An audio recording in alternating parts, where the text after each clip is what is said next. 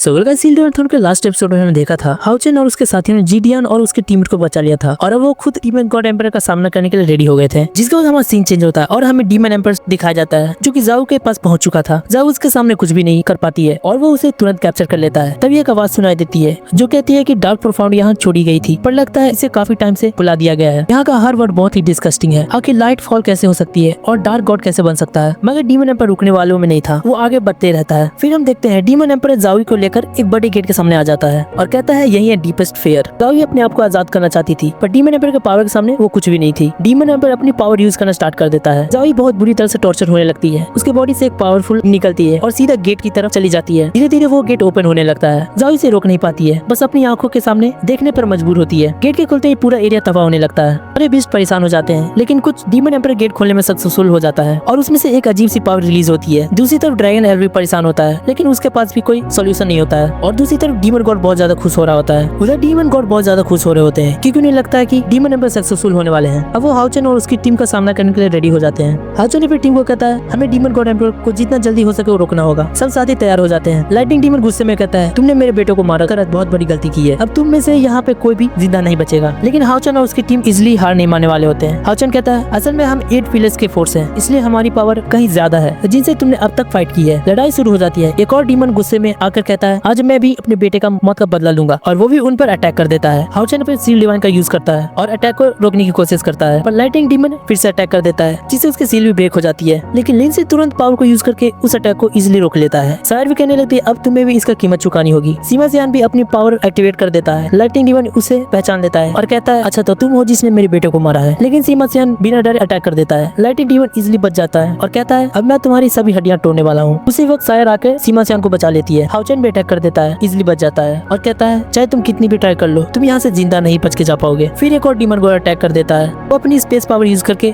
उन्हें 2 ग्रुप में बांट देता है। इसी स्पेस में उनकी स्पिरिचुअल पावर फास्ट ड्रेन हो रही होती है, इसलिए हाउचेन अपनी टीम को कहता है जल्दी से इस स्पेस का सोर्स ढूंढो वरना हम सर्वाइव नहीं कर पाएंगे। जियांग अपना सील डिवाइन थ्रोन एक्टिवेट करता है जिससे सबकी स्पिरिचुअल पावर रिकवर हो जाती है। सभी खुश हो जाते हैं, पर डीमन गॉड गुस्से में कहता है मेरे बेटे की इनहेरिटेंस किसने लिया है, तुम सब मरने के लिए रेडी हो जाओ। वहाँ की फाइटिंग इंटेंस हो जाती है। लाइटिंग डीमन सीमा सियान को इजिली हरा देता है और कहता है मैं तुम्हें नहीं छोड़ूंगा, पर हाल ही टाइमली आके उसे बचा लेता है। हाउचेन कहता है हम यहाँ पे अपनी टाइम वेस्ट नहीं कर सकते हैं, हमें जाओ को भी डीमन एम्पर से बचाना है वरना लेट हो जाएगा। दूसरी तरफ डीमन एम्पर गेट ओपन करके उसके अंदर चला जाता है। जायु उदास होकर कहती लगता है तुम शुरू से ही नेचर गॉड के साथ मर्ज नहीं होना चाहते थे, तुम गॉडहुड के पाथ रिस्टार्ट करना चाहते हो। ये सुनकर डीमन एम्पर मुस्कुराता है और कहता है नेचर गॉडेस मेरे सामने कुछ भी नहीं है, मैं खुद ही गॉड बनूंगा। उधर हाउचेन फील करता है कि जायु का ब्रेथ धीरे धीरे कम हो रहा है और सोचता है कहीं उसके साथ कुछ गलत तो नहीं हो गया, उनको उसके बारे में टेंशन होने लगती है। इसको हमारा सीन चेंज होता है। हमें दिखा जाता है लाइटिंग डीमन वापस हाउचेन पे अटैक करने लगता है, लेकिन तभी हमें देखते हैं जेंग और बाकी सब अपने अपने पावर यूज करने के लिए रेडी हो जाते हैं ताकि सब मिलकर उसे रोक सके।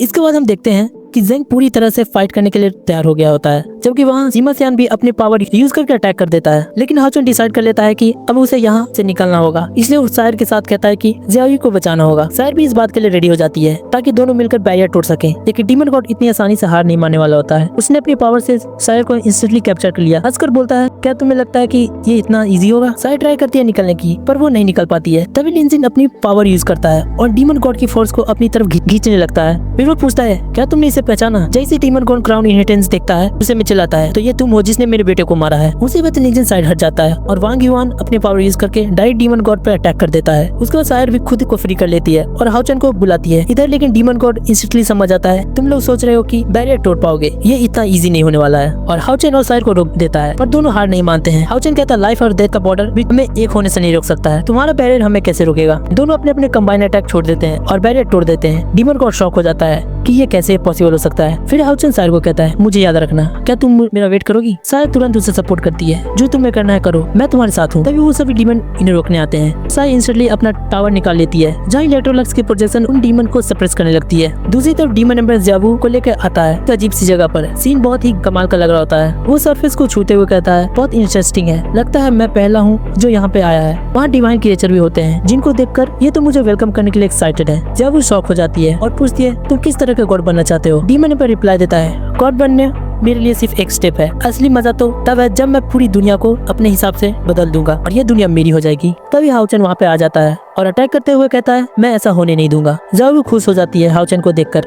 डीमन फिर रिलैक्स होकर मुस्कुराता है और कहता है तुम अभी तक जिंदा हो। हाउचन फुल कॉन्फिडेंस में कहता है, मैं ये दुनिया तुम्हारे हाथों में गिरने नहीं दूंगा। डीमन एम्पर थोड़ा सरप्राइज होता है और कहता है, पिछले बार के मुकाबले के बाद तुम काफी बदल गए हो। हाउचन उस पर सीधा अटैक कर देता है। डीमन अपने प्रेशर रिलीज करता है, बोलते हुए कहता है, लगता है तुम मुझे फिर से चैलेंज करना चाहते हो। लेकिन हाउचन बोलते हुए कहता है, पिछली बार मैं तुम्हारे सामने कुछ भी नहीं कर पाया था, लेकिन इस बार मैं पीछे नहीं हटूंगा, चाहे दुनिया तबाही क्यों न हो जाए।